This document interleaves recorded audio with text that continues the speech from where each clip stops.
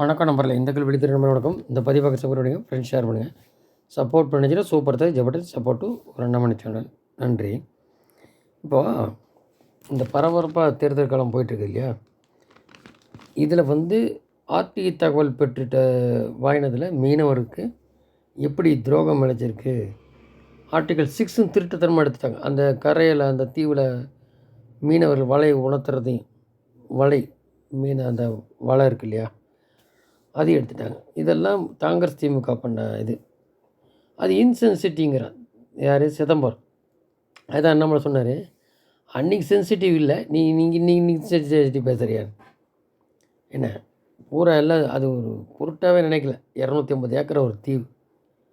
இப்போ அந்த மீனவர் பிரச்சனை பண்ணுவோம், நம்ம மீனவருக்கு இப்போ அது சொல்யூஷன் வேணும். இந்த மீனவர்லாம் திமுக கண்டா எல்லாம் பொதுவாக மக்களை எரிஞ்சு விடுறான். போகிற பக்கமெல்லாம் கேள்வி கேட்டு அடித்து விரட்டுறானு திமுக. இந்த லட்சத்தில் ஒன்றும் தெரியாமல் எதையோ உளறிட்டு இருக்கானு, பயம் வந்து போச்சு. இப்போது இந்த பணம் தரலையா வெள்ள நிவாரணத்துக்கு, ஏதோ அரசியல் ட்ரெண்டு பண்ணும்ல, இவங்களை கச்சத்தீவுன்றல அதை மாதிரி தான் நீயும் பண்ணுற அப்படிங்க. என்ன பண்ணுறானுங்க, அந்த சுப்ரீம் கோர்ட்டில் போட்டு எங்களுக்கு இந்த மாதிரி பணம் தரல அப்படின்ட்டு ஒரு ட்ரெண்டிங் பண்ணுறான் திமுக.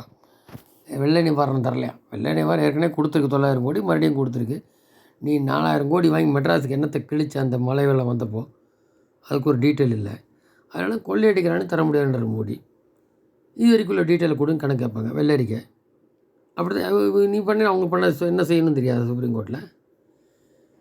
என்னங்கடா ஒன்றா முறையாக கேட்டு சென்ட்ரல் கவர்மெண்ட் வாங்கணும். எதுக்கு எடுத்தாலும் கூட இன்னும் கொஞ்சம் கோவம் தான் அதிகமாகும்.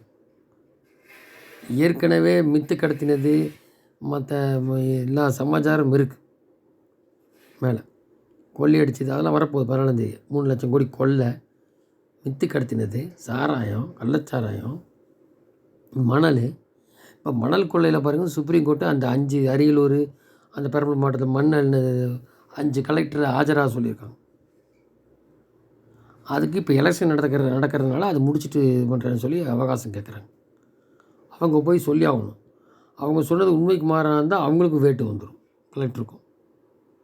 ஸோ இந்த அரசியல்வாதியினால் என்ன பிரச்சனை பாருங்கள், மக்களுக்கும் பிரச்சனை இல்லை, அதிகாரிகளுக்கும் பிரச்சனை. இந்த மாதிரி ஒரு கேடு கட்டத்தை நம்ம ஆட்சிகளாக வச்சுட்டு என்ன பண்ணுறது? இந்த லட்சத்தில் அந்த சென்ட்ரன்ஸ்னால இப்போ பொன்முடி திருப்பி இதாகிட்டு அப்படி ஃபிக்ஸ் ஆகிட்டு அப்படி மந்திரியில். எப்படி இன்னும் பெரிய தியாகிகளா, கொள்ளையடித்த பணத்தை வாழ்கிறேன்னு. அதான் அண்ணாமலை கேட்டார், அந்த டிஆர் பாலு பையன் கோயம்புத்தூரில் இது பண்ணிட்டு இருக்க ஒரு வேர்வை சிந்திருக்குமா, கொள்ளையடித்த பணத்தை வாழ்கிறவனுக்கு இன்சியில் வச்சு உதிரிலேருந்து எல்லாம் அப்படின்ட்டு. ஸோ இவங்கெல்லாம் சீக்கிரம் அடுத்தடுத்து உள்ளே போகிறதுக்கு இருக்குது. இது கோபாலோட குடும்பம் உட்பட என்ன நிலைமை ஆகுன்றது தெரியாது. நீ முறையாக கேட்டு முறையாக வாங்கணும். இது சுப்ரீம் கோர்ட் தான் தீர்வுனா எல்லாம் சுப்ரீம் கோர்ட் போவாங்க. எதை எடுத்தாலும் பெரிய அதாவது பிரில்லியண்ட் மாதிரி நினைக்கிறது. நீட்டுக்கு போய் சுப்ரீம் கோர்ட்டில் போட வேண்டியதானே. எல்லா ஸ்டேட்டும் எழுதுறான், உனக்கு மட்டும் என்ன? அதே மாதிரி எல்லா மாநிலத்துக்கும் வாங்குறான், அதே தான் இங்கேயும் கொடுக்க போகிறான். ஏன் மற்ற மாநிலம் இல்லையா? உனக்கு ஜிஎஸ்டியில் ஸ்டேட் ஜிஎஸ்டி வருது, சென்ட்ரல் ஜிஎஸ்டி அவங்க பார்த்து எல்லாருக்கும் தரணும், அவங்களுக்கும் அது எக்ஸ்பென்சஸ் இருக்கும். சும்மா ஒரு மாநிலத்தை கொடுத்துட்டுருப்பாங்களா? உனக்கு ஆட்சி ஆத்திரத்தில் இறங்கிட்டு போ. அண்ணாமலை சொன்ன மாதிரி செல்குர்மன் ஆண்டுட்டு போகிறான் கவர்னர் வச்சு. அது ஆட தெரியாத தெருக்கோணல் மாதிரி. அப்போ எதுக்கு ஃப்ரீபி கொடுக்குறேன், எதுக்கு வாக்குறுதி கொடுக்குறேன்? முதல்ல 5 லட்சம் கோடி கடன் தெரியுமில்ல, இப்போ 8 லட்சம் கோடி ஆகிப்போச்சு. ஸோ இந்த மாதிரி நிறையா இஷ்யூஸ் இருக்குது. இப்போ கூட என்ன மாதிரி சொல்லிட்டார், யார் என்ன வேணால் சொல்லிட்டு ரிசல்ட் வந்தப்பறம் பாருங்கள் அப்படின்ட்டு. அதுக்கப்புறம் செப்டம்பர் ஆகட்டும், ஜூலை செப்டம்பர்லேருந்து பாருங்கள் என்ன வேடிக்கை நடக்க போகுது அப்படி. மக்கள் விடிவு அப்போ தான் வரும், இவனுக்கு சொல்கிற விடிவெல்லாம் இல்லை. ஸோ நாலாபுறமும் எதுக்குறானு என்ன, ஏதோ பிரச்சாரம் கொஞ்சம் அங்கங்கே பண்ணுறான், விட்டு ஓடிடுறானு. உதாரணம் பார்த்தீங்கன்னா 1000 ரூபா வழங்குறேன்னு சொல்லிவிட்டு அரைக்குறையாக பண்ணதுனால ஒரு அம்மா ஸ்டாலின்கிட்ட கேட்குறேன் அப்படி. அடுத்து டாஸ்மாக் மூடுறேன்னு சொன்னி என்னாச்சு, அவனை உதவி சொல்கிறாடி 16 நாங்கள் தேர்தலில் ஜெயிச்சு வரலன்னா. சம்மந்தமாக இருக்குது என்ன. எதிர்க்கட்சி ஒரு நிலைப்பாடு, இப்போ ஒரு நிலைப்பாடு பேசுகிறது. இப்போ வந்ததுக்கே மனுஷனுக்கு தாங்கலை என்ன. அப்புறம் இந்த மாதிரி இருக்கும்போது உள்ளூர் பிரச்சனை, கவுன்சிலர் அராஜகம், கட்சி கோஷ்டி இப்படிலாம் போயிட்டுருக்கு.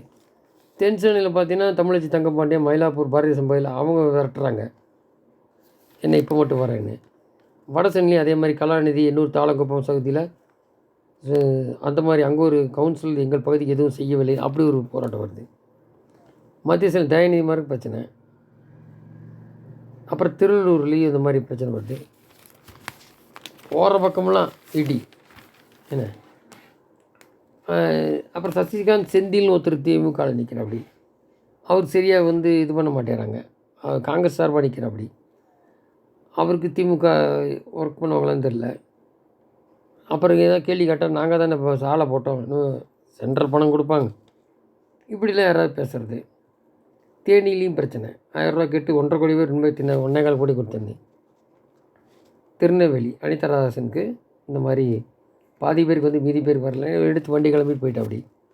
கரூர்லேயும் பிரச்சனை, ஜோதிமணி இது வரைக்கும் எட்டியை பக்கமே போகிற அப்படி. திருப்பூர்லேயும் தான் தாராபுரை உப்பார் அணை உள்ளது, அணைக்கு நீர் வேண்டும் என அணை சுற்றியுள்ள கிராமங்களுக்கு கருப்பு கொடி காட்டி போராட்டம் பண்ணுறாங்க.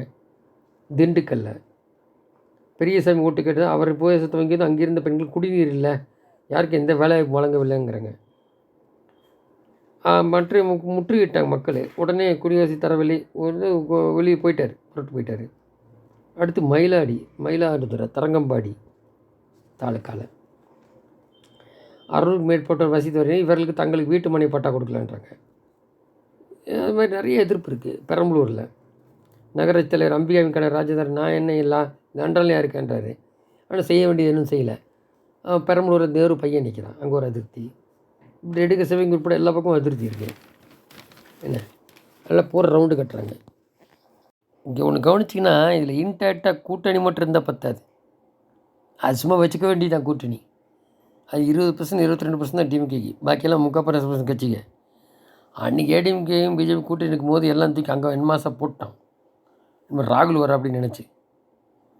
இந்த தடவை மூணு போட்டியில் இப்போ அந்த அது எல்லாம் எதிர்ப்பு வருது. அதனால்